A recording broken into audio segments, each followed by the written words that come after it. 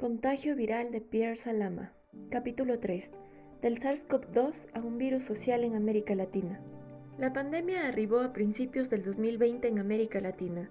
Sin embargo, no fue la causante de la crisis económica que ya existía, pero sí la aceleró en países como Venezuela, Argentina, México y Brasil, que tuvo mucha dificultad para recuperarse de la pandemia.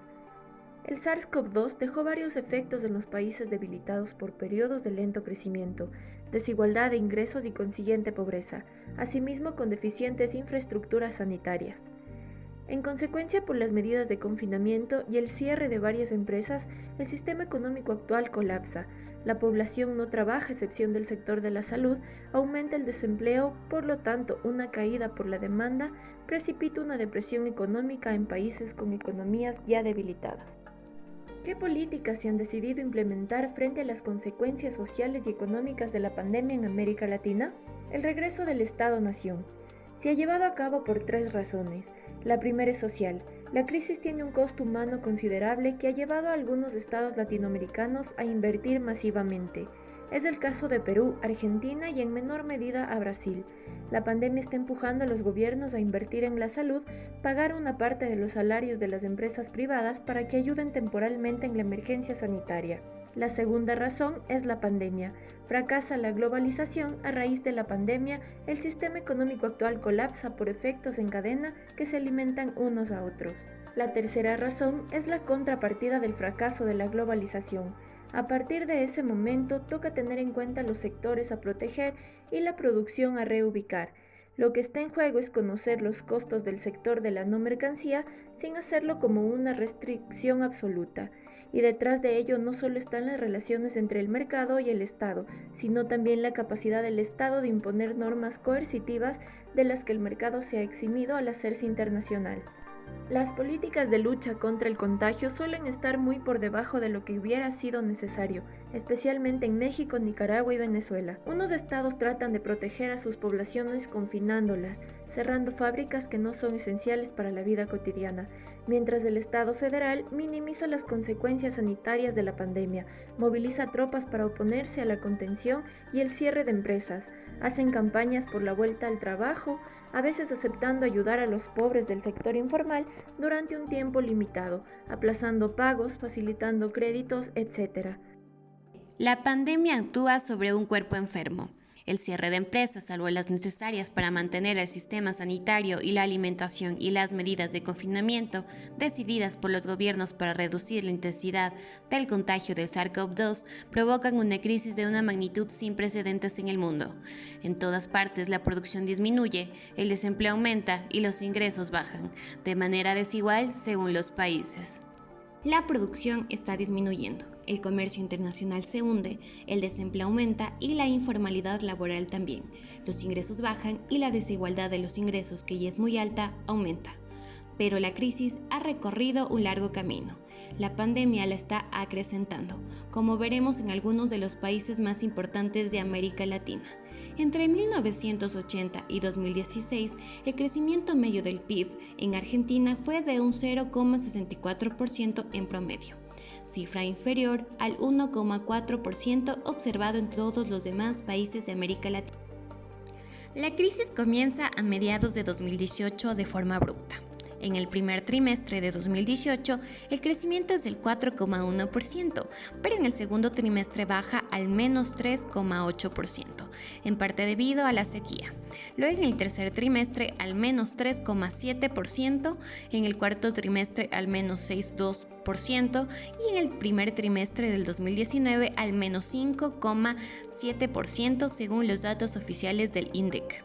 Así incluso, antes de que las consecuencias económicas de la pandemia se manifestaran, Argentina y Venezuela experimentaban una profunda crisis económica junto con una inflación que se ha vuelto más o menos incontrolable, especialmente Venezuela. El camino económico de México es paradójico, a pesar de que su apertura externa, que se supone que impulsará su crecimiento según los expertos de las instituciones internacionales y muchos economistas convencionales.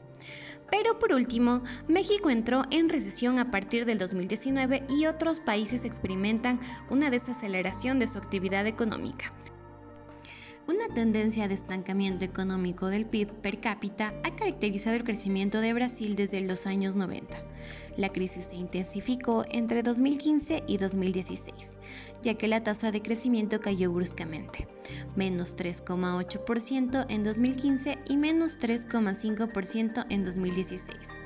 La recuperación es en cuanto menos lenta y todas las previsiones de reanudación del crecimiento se contradicen con los hechos, a pesar de la reforma de las pensiones y las privatizaciones que se supone que van a impulsar el crecimiento, 1,3% en 2017 y 2018 y 1,1% en 2019. Primeras consecuencias económicas y sociales de la pandemia.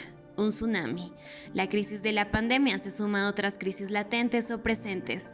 La mezcla es explosiva, sobre todo cuando los gobiernos no han medido o lo han hecho con retraso la extensión del peligro y han minimizado el contagio.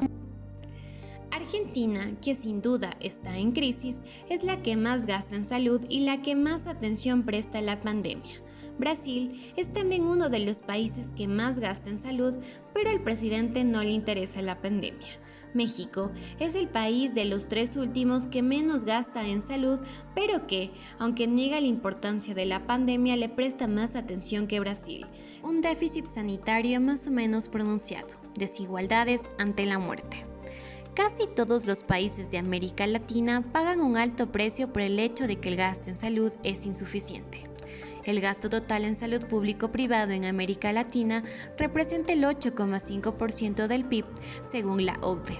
Al analizar la división entre el gasto público y privado en salud, se observan grandes disparidades entre los países. En promedio, la proporción del gasto privado es grande, habiendo crecido en los últimos años a expensas del gasto público. Se trata de gastos que corresponden a contribuciones voluntarias a sistemas de salud privados que dan acceso a hospitales y clínicas privadas y que complementan o permiten complementar la insuficiencia de los servicios públicos.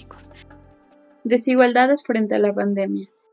El confinamiento es casi siempre imposible de aplicar en los barrios más precarios y miserables, por diferentes razones. La aglomeración dificulta el distanciamiento social, las condiciones sanitarias desastrosas dificultan enormemente el lavado de manos a menudo, y sobre todo, la informabilidad y la pobreza, combinadas hacen que el derecho al distanciamiento sea una abstracción, y decidan entre trabajar o morir de hambre. El acceso a hospitales públicos, superpoblados y mal preparados para esta pandemia ha llevado a muchos pobres infectados por el virus decidan entre quedarse en casa o incluso morir allí. Es comprensible que la pandemia afecta en particular a las personas más pobres, que no tienen más remedio que seguir viviendo en sus barrios marginales e ir a trabajar, pero con el riesgo de contagiarse. El primer y más sostenible efecto, el número de muertes.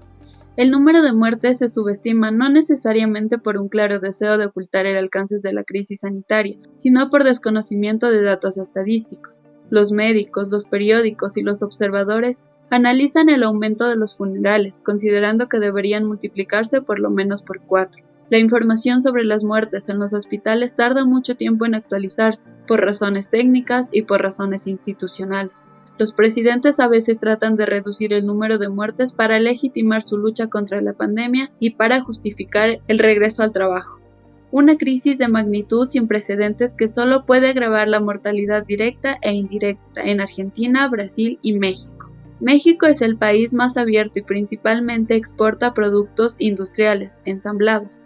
Argentina y Brasil exportan cada vez más materias primas. Sin embargo, todos ellos tienen varios puntos en común, son profundamente desiguales, tanto en la distribución de la riqueza como en la de los ingresos, generando un alto nivel de pobreza. La informabilidad de los trabajos está creciendo, con la búsqueda de trabajos informales de estricta supervivencia. Para aquellos que ayer tuvieron un trabajo formal, lo perdieron y no pueden sobrevivir con las ayudas al desempleo, demás ayudas estatales y trabajos de estricta miseria.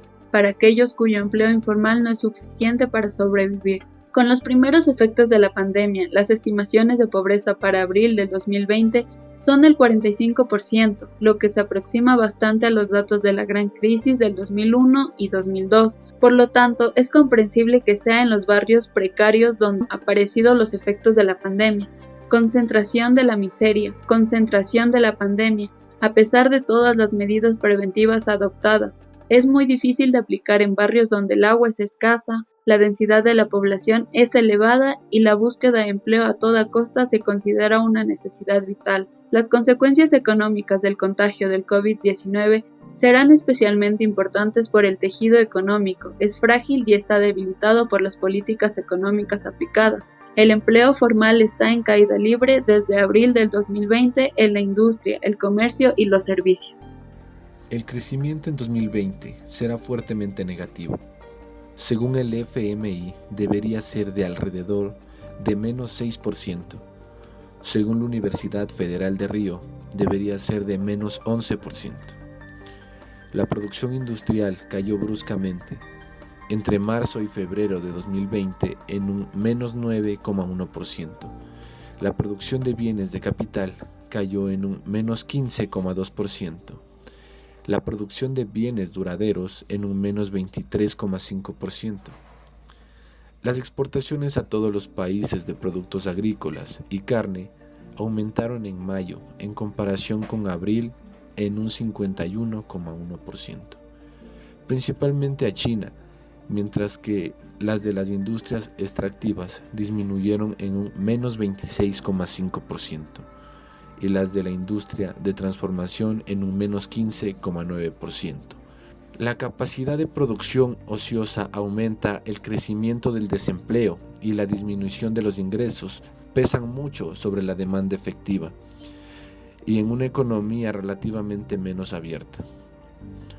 A manera de conclusión, los efectos perjudiciales de la globalización exigen el retorno al proteccionismo, sin que quede claro si se trata del abandono total o parcial de la ruptura internacional de la cadena de valor, o parcial en nombre de la soberanía nacional y el retorno del Estado, más allá de sus funciones regias, al sector productivo.